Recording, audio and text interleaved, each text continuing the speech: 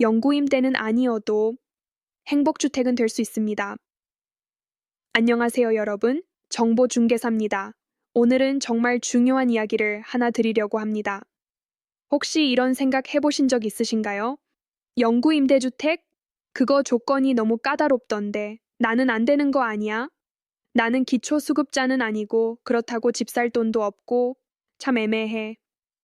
월세는 계속 오르는데 앞으로 몇 년을 더 이렇게 버텨야 하나? 많은 분들이 이런 고민하고 계십니다.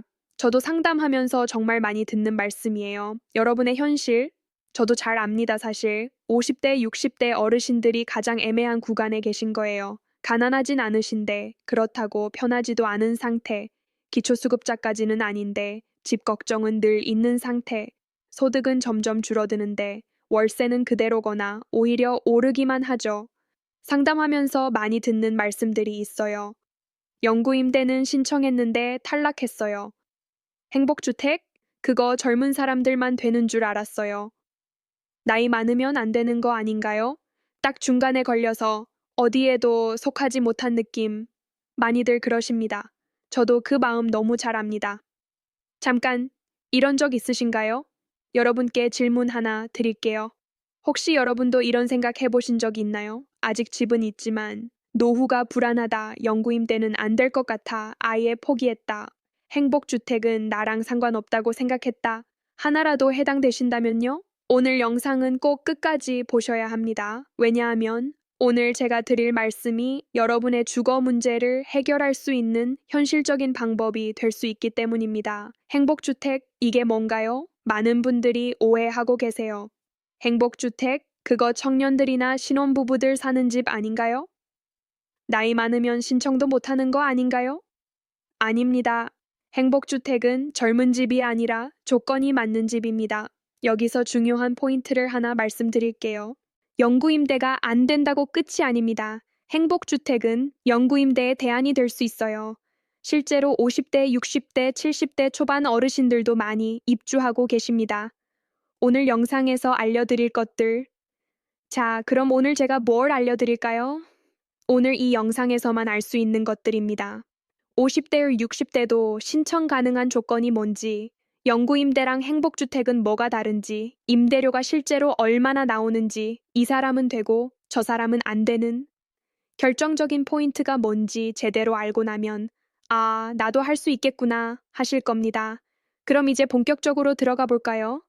1. 행복주택이란 무엇인가? 쉽게 설명드립니다. 행복주택을 한마디로 설명하면요. 소득이 낮거나 보통인 사람들을 위해 나라에서 지어준 임대주택입니다.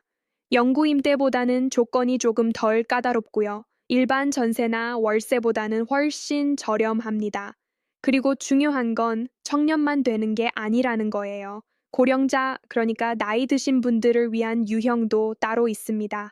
이게 바로 고령자 유형권이라는 겁니다. 많은 분들이 이걸 모르셔서 나는 안 돼 하고 포기하시는 경우가 많아요.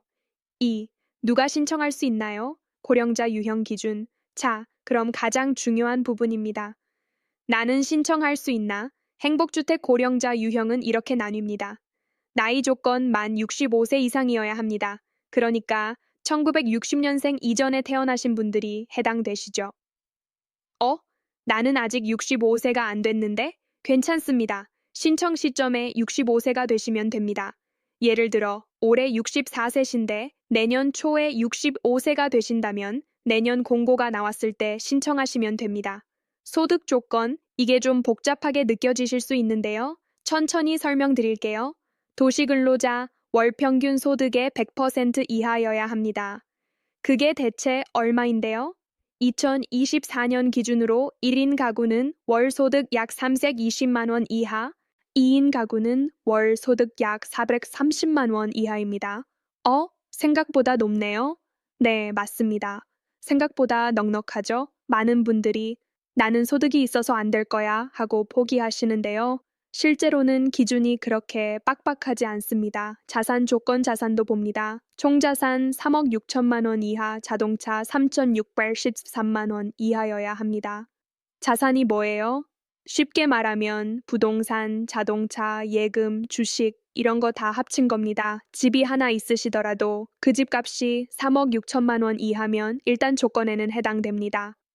다만 무주택자가 우선이기 때문에 집이 있으신 분은 순위에서 밀릴 수 있어요. 무주택 조건 원칙적으로는 무주택 세대 구성원이어야 합니다. 무주택 세대 구성원이 뭐예요? 쉽게 말씀드리면 본인과 배우자를 포함한 세대원 전체가 집이 없어야 한다는 겁니다.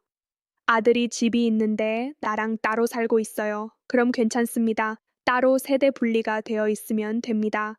배우자가 집을 가지고 있어요. 그럼 안 됩니다. 배우자 명의 집도 주택 있음으로 봅니다. 3. 임대료는 실제로 얼만가요? 이게 제일 궁금하시죠? 그래서 월세가 얼마나 나오는데요? 행복주택은 주변 시세의 60, 80% 수준입니다. 예를 들어서 설명드릴게요. 사례 1. 서울 강서구 행복주택. 전용 면적 20몇 로온이 약 8평. 보증금 2,300만 원 월세 약 13만 원 사례. 2. 경기도 화성시 행복주택.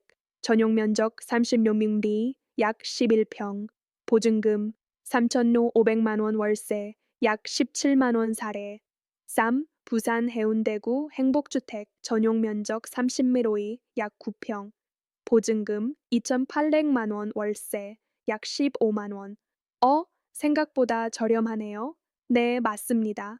같은 동네 일반 월세가 보증금 5천만 원에 월세 50만 원 하는 집이라면 행복주택은 보증금 23천만 원에 월세 1,020만 원 수준입니다. 물론 지역마다, 단지마다 다르긴 합니다.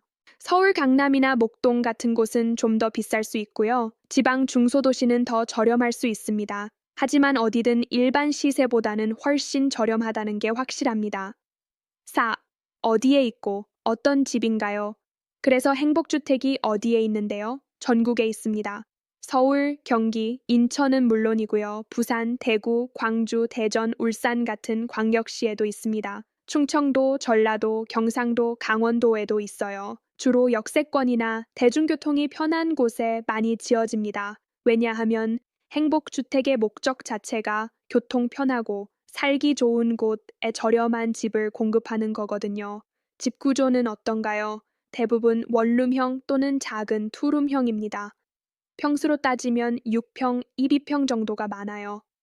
좁지 않나요? 혼자 사시거나 부부 둘이서만 사시기엔 충분합니다. 거실, 주방, 화장실 다 있고요. 베란다도 있는 집들이 많습니다. 엘리베이터 있고 주차장도 있고요. 관리사무소도 있어서 관리가 잘 됩니다. 오래된 집은 아니죠? 아니요. 대부분 최근에 지어진 신축이거나 거의 신축급입니다. 10년 이내에 지어진 집들이 대부분이에요. 깔끔하고 현대적인 구조입니다. 5. 자주 탈락하는 이유 톱 3. 그럼 이제 중요한 얘기 하나 더 할게요. 신청했는데 떨어졌어요. 이런 분들 많으세요. 왜 떨어질까요? 탈락 이유 1. 서류를 제대로 준비 안 함 제일 많은 이유가 이겁니다.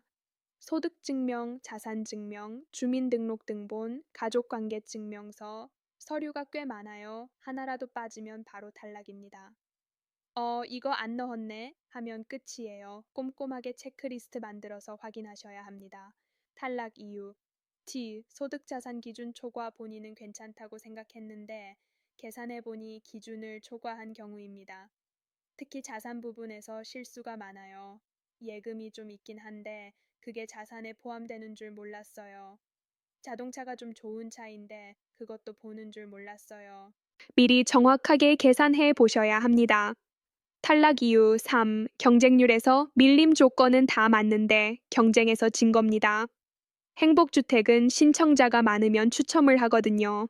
또는 소득이 낮은 순서대로, 자산이 적은 순서대로 선발하기도 합니다. 조건은 맞는데 운이 안 좋았다는 경우죠.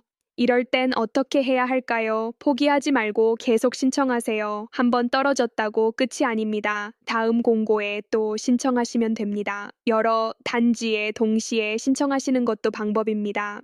6. 이 영상이 특히 필요한 분들. 자, 그럼 정리해 볼까요? 이 영상이 특히 필요하신 분들은 이런 분들입니다. 50대 후반부터 70대 초반까지 계신 분, 무주택이거나 곧 무주택이 될 가능성이 있으신 분, 영구임대에 탈락했거나 포기하신 분, 월세 30만, 70만 원이 부담되시는 분, 소득이 있긴 한데 많진 않으신 분, 이런 분들이라면 행복주택을 꼭 알아보셔야 합니다. 반대로 이런 분들은 해당이 안 될 수 있어요. 이미 자가가 있고 집 걱정 없으신 분, 소득이 충분해서 주거비 부담이 전혀 없으신 분, 자산이 기준을 훨씬 넘으시는 분, 이런 분들께는 오늘 영상이 도움이 안 될 수 있습니다. 7. 지금 당장 움직여야 하는 이유. 여러분, 중요한 말씀 드릴게요. 행복주택은 타이밍 싸움입니다. 왜냐하면요, 공고가 나오면 신청 기간이 딱 정해져 있어요. 보통 일주일에서 열흘 정도밖에 안 됩니다. 그 기간을 놓치면 끝이에요. 다음 공고까지 또 기다려야 합니다. 그리고 더 중요한 건 몰라서 신청 안 한 사람은 기회가 없습니다. 지금 이 순간에도 행복주택 입주 공고가 어딘가에서 나오고 있어요. 그런데 모르고 계시면 어떡해요? 그냥 지나가는 겁니다. 그래서 제가 오늘 이 영상을 만든 겁니다. 8. 지금 바로 해야 할 3가지. 자, 그럼 오늘부터 뭘 하셔야 할까요? 딱 3가지만 하시면 됩니다. 1단계. 내가 행복주택 대상인지 체크하기. 오늘 영상에서 말씀드린 조건들 다시 한번 확인해 보세요. 나이 만 65세 이상인가? 소득, 월 소득이 기준 이하인가? 자산, 총자산 3억 6천만 원 이하인가? 무주택, 나와 배우자가 집이 없는가? 하나씩 체크해 보시면 됩니다. 2단계.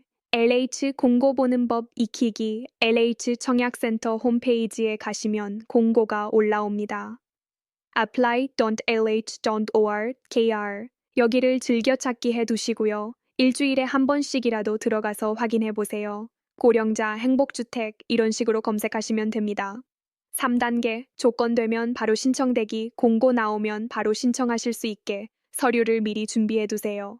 주민등록등본, 가족관계증명서, 소득증명서류, 연금 수령 확인서, 건강보험료, 납부 확인서 등 자산증명서류, 통장 잔액, 부동산 등 이런 것들을 미리 떼어두시면 공고 나왔을 때 바로 신청하실 수 있습니다. 9. 영구임대 vs 행복주택 뭐가 다른가요? 많은 분들이 헷갈려 하시는 부분이에요. 간단하게 정리해 드릴게요. 영구임대주택 조건이 더 까다롭습니다. 기초수급자, 차상위계층, 한부모 가족 등 특정 조건에 해당해야 함. 임대료는 더 저렴함. 월세 5, 10만 원 수준. 입주하면 평생 살 수 있음. 행복주택 조건이 상대적으로 덜 까다롭습니다. 소득자산 기준만 맞으면 신청 가능. 임대료는 영구임대보다는 비쌈. 월세 20만 원 수준. 입주 기간이 정해져 있음. 보통 6년, 10년, 재계약 가능.